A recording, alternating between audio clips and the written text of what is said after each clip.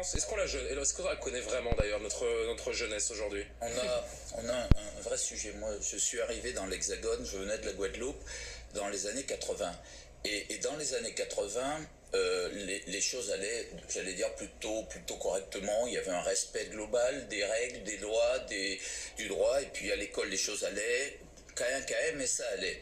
En Guadeloupe, on a reçu une éducation, on nous apprenait à respecter l'autorité, le maître d'école rentrait, on se levait, on se faisait taper sur les doigts. C'était le cas en métropole aussi. C'était l'époque. Oui, mais ce que je veux dire, c'est qu'aujourd'hui, rien de tout ça. On est aujourd'hui dans une véritable crise de sens pour la France. Et c'est ça tout le sujet.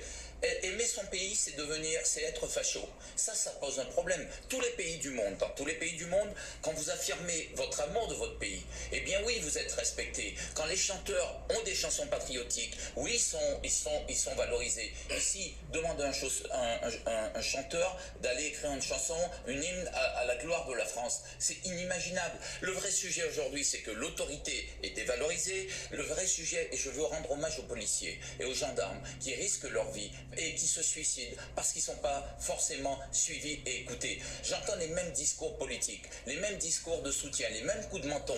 Darmanin ne fait que suivre les coups de menton de certains de ses prédécesseurs. Ce qu'il faut, c'est des actes. Les actes, on les attend. Cette perte de sens doit commencer et la reconquête doit commencer à l'école. On doit apprendre aux Français à aimer leur pays. Et c'est le Guadeloupéen d'origine arabe, libanaise, qui vous le dit.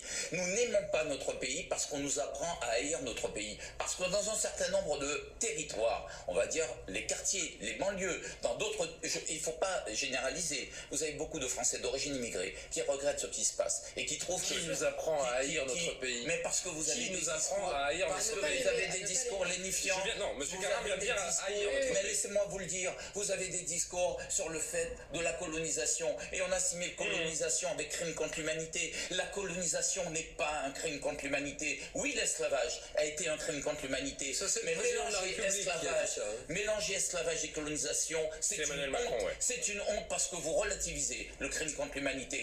On enseigne aux uns aux autres à haïr la France parce qu'on leur dit le blanc c'est le coupable. Et d'ailleurs il n'y a même pas de racisme anti-blanc parce que un noir ou un arabe ne peut pas être raciste. C'est faux, mais on le leur met dans les têtes. Il nous reste une minute. Juste un mot parce qu'il faut finir sur cette question qui est essentielle. Aujourd'hui il y a besoin de quête de sens et il y a besoin aussi de repères et de fermeté. Et là il y a une chaîne défaillante. C'est l'injustice. Les policiers ne peuvent pas faire leur job et que derrière les gens se retrouvent dehors à commettre une vingtaine, une trentaine de fois les mêmes faits. Ce sentiment d'impunité est mortifère pour le pays. On va reprendre un peu cette discussion après.